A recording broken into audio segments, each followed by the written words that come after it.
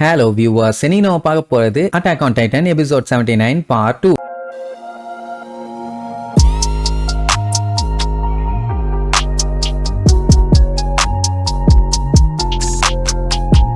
Open பண்ணா போன பாட்டுல எரனோட அப்பா கிருஷா ஜேகர் ஒரு வழியா கிங்கோட ஃபேமிலிய அந்த சர்ச்சுக்கு கீழே போய் மீட் பண்ணிட்டாரு. மீட் பண்ணவரு உடனே அவங்கள அட்டாக் பண்ணி கொல்லலாம் செய்யல. ஃபர்ஸ்ட் போய் கெஞ்சின்னு கெஞ்சி இருப்பாரு. இந்த வால்குள்ள இருந்தவன் இல்ல, வால்ஸுக்கு வெளியில இருந்து வந்தவன். இந்த மாதிரி டைட்டன்ஸ் எல்லாம் வந்து வாளை அட்டாக் பண்ண போகுதுங்க. சோ அதுக்கு முன்னாடி எப்படியாச்சும் என்னோட ஒய்ஃபையும் குழந்தையும் காப்பாத்துங்க. அது மட்டும் இல்லாம டைட்டன்ஸால மக்கள் நிறைய பேர் சாக போறாங்க, அதை எப்படியாச்சும் தடுங்கன்னு கெஞ்சின்னு கெஞ்சி இருப்பாரு. ஆனா அவங்க அதை கேட்கவே இல்லை. யாருன்னா அந்த ஃப்ரிடா. இதுக்கு முன்னாடி அவ தான் அந்த ஃபவுண்டிங் டைட்டன் இருந்தவன். அவன் என்ன சொல்லுவான்னா, இதுதான் சப்ஜெக்ட் ஆஃப் ஹியூமர்ஸோட ஜட்ஜ்மெண்ட் டே, நடக்க வேண்டியது நடந்துதான் ஆகணும், அதை மாத்த முடியாது, மாத்த கூடாது அப்படின்னு ஒண்ணு அவருக்கு ஷாக் ஆகும். இப்ப என்னன்னா அவளுக்கு அந்த மொத்த பவரும் வந்துருச்சு. அதாவது ஃபர்ஸ்ட் கிங்ல இருந்து இப்ப வரைக்கும் என்னென்னலாம் மெமரிஸ் இருக்கோ அந்த மெமரிஸ் எல்லாம் வந்திருக்கும். அவன் என்ன சொல்லுவானா, இந்த டைட்டன் பவரோட கம்பேர் பண்ணும்போது மக்கள் எல்லாருமே வீக் தான். கிரேட் டைட்டன் வார வச்சு நான் ஒரு விஷயத்தை ரியலைஸ் பண்ணேன். நம்ம எப்பவுமே என்னைக்குமே டைட்டன்ஸோட பவரை மக்கள் கைக்கு போக விடக்கூடாது. அப்படி ஒருவேளை இந்த ஃபவுண்டரோட பவர் வீக்கான ஒருத்தங்க கைக்கு போச்சுன்னா இந்த உலகமே அதுக்கப்புறம் நரகமாயிரும். சோ இந்த உலகத்தை காப்பாத்தணும் அப்படின்னா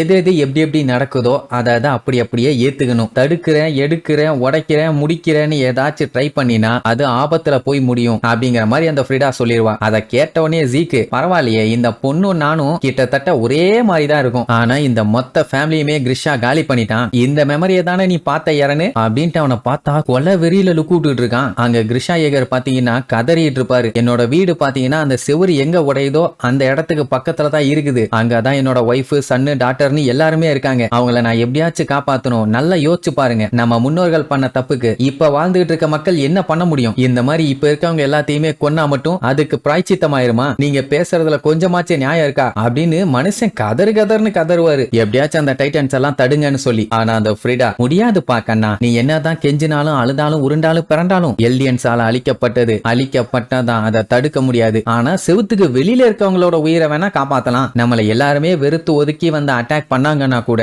அந்த உலகத்தோட வெறுப்பை நம்ம ஏத்துக்கிட்டு தான் ஆகணும். ஏன்னா அதை அனுபவிக்க வேண்டியதான் நம்மளோட கடமை. எல்டியன்ஸா பிறந்த யாரா இருந்தாலும் சாகணும். நம்ம எரனோட மூஞ்ச பார்க்கணுமே, அப்படியே கொல்ல வெறியில இருப்பான். ஃப்ரிடா தெளிவா சொல்லிட்டான், நீ என்னதான் வந்து என்கிட்ட பேசினாலும் அது வேலைக்கே ஆகாது. ஈவன் தோ நீ ஃபவுண்டிங் டைட்டனை இப்ப என்கிட்ட இருந்து திருநா கூட உன்னால எதுவும் பண்ண முடியாதுன்னு சொல்லும் போதே எனக்கு தெரியும் ஃபவுண்டிங் டைட்டன் பவரை என்னால யூஸ் பண்ண முடியாதுன்னு எனக்கு தெரியும் அப்படின்ட்டு மனுஷனோட டோனே அதுக்கப்புறம் தான் மாறும். மொத்தம் 9 டைட்டன்ஸுங்க இருக்குதுங்க. ஒவ்வொன்றுக்கும் ஒவ்வொரு பவர் இருக்குது. அதுல இருக்க அட்டாக் டைட்டனோட பவர் தான் எனக்கு இருக்குது. பல வருஷமா இந்த அட்டாக் டைட்டன் பவர் வச்சிருக்கவங்க மட்டும் யாருக்குமே தலை வணங்கினது இல்ல. அந்த விஷயம் ஏன் என்னன்னு எனக்கு தெரியும். எல்லாம் இந்த ராஜாவோட சுயநலத்தை எதிர்த்து போராடுறதுக்கு தான் அப்படின்ட்டு அப்பந்தான் மாசா மனுஷன் ஒரு மேட்டர் சொல்லுவாரு, அட்டாக் டைட்டனால ஃபியூச்சரை பார்க்க முடியும்னு. அப்படின்னா ஃபவுண்டிங் டைட்டன் பெரிய ஆளா, அட்டாக் டைட்டன் பெரிய ஆளா? என்ன பண்றது போங்க. ஃபவுண்டிங் டைட்டன் பெரிய ஆள் தான், ஆனா அதால வந்து பழைய மெமரிஸை தான் ஸ்டோர் பண்ணி வச்சுக்க முடியும். பட் அட்டாக் டைட்டன் வேற லெவல், ஃபியூச்சரையே பார்க்க முடியுது. இதை கேட்டவனே அந்த குயின் ஃப்ரிட்ஸ் வந்து பயங்கரமா ஷாக் ஆவா.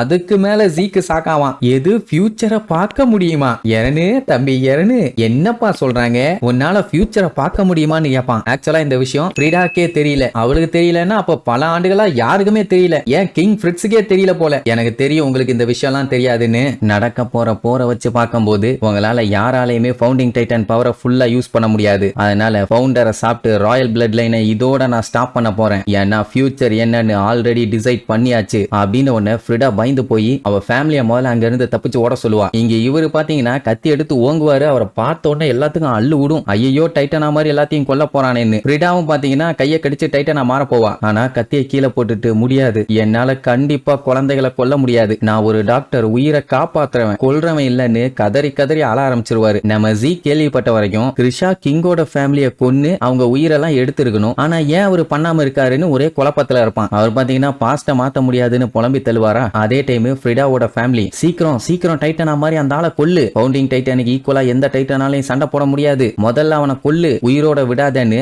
மொத்த ஃபேமிலியும் கேப் விடாம அவரை கொல்ல சொல்லுவாங்க. சின்ன பொண்ணு முத கொண்டு விடல, எப்படியா விட்டா மொத்த ஃபேமிலி அழிஞ்சு போயிரும், நம்ம ஐலாண்டை காப்பாத்தணும்னா அவரை கொல்லு அப்படின்னு ஒன்னு ஃப்ரிடாக்கு என்ன பண்றதுன்னு தெரியாம கையை கடிக்க போவா. இவர் பாத்தீங்கன்னா என்னால கொல்ல முடியாதுன்னு சொல்லிட்டு அவர் பாட்டுக்கு அசையாம அப்படியே இருப்பார். இருப்பாரா? செத்தாலும் பரவாயில்லங்கிற மாதிரி தான் இருப்பாரு. அப்போ எரனு, என்ன டாடி பண்றீங்க, எந்திரிங்க, நீங்க இங்க வந்தது உங்களோட சின்ன சிஸ்டருக்காக பழி வாங்க தான். நாயை விட்டு கடிக்க வச்சே கொன்னானுங்கல்ல, யோசிச்சு பாருங்க. உங்க கூட போராடினவங்க எல்லாருமே செத்தாங்க. உங்க ஒய்ஃப் க்ரூகர் எல்லாத்துக்காகவும் நீங்க பழி வாங்க வேண்டாமா? முன்னேறி போங்க, அது சாவா இருந்தாலும் அதை பத்தி கவலைப்படாதீங்க அப்படி இப்படின்னு பயங்கரமா சொல்லுவான். அவருக்கு கேக்குதா இல்ல ஃபியூச்சர்ல அவர் இதெல்லாத்தையும் பார்த்தாரான்னு தெரியல. அப்படியே கத்தி எடுப்பாரு. கண்டிப்பா கேட்கும், கேட்காமலாம் எப்படி இப்படி பண்ணுவாரு? அவர் மனசுக்குள்ள பேசுற மாதிரி இருக்கும் போல. இந்த கதையை நீங்க தான் ஆரம்பிச்சீங்க, நீங்க தான் முடிக்கணும் அப்படின்னு சொல்லி அந்த கத்தி எடுத்து கையில ஒரு குத்து குத்தி மனுஷன் அப்பா தான் டைட்டனா மாதிரி எல்லாத்தையும் கொன்றுப்பாப்ல. அதுக்கப்புறம் வெளியில வந்த மனுஷன் கதறுன்னு கதறிட்டு இருப்பாரு. நான் சின்ன குழந்தைகளை என் கையாலேயே கொன்னுட்டேன், ஐயோ நான் கொலகாரன், நான் ரைஸ் ஃபேமிலியவே கொன்னுட்டேன், ஆனா அவங்க அப்பாவை மட்டும் நான் விட்டுட்டேன், இதைத்தான் நீ எதிர்பார்த்தியா?